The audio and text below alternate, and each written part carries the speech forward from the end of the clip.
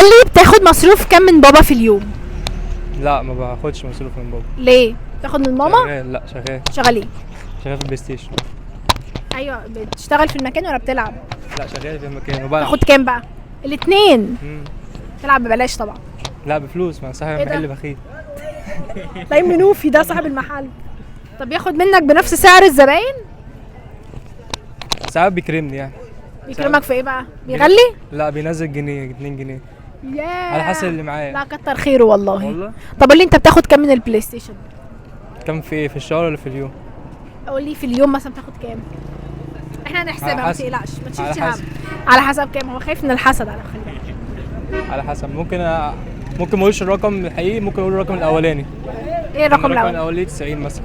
وغالي غالي بقى. يعني 150 لا مش الدرجات 120 مثلا. تاخد 120 ما بين ال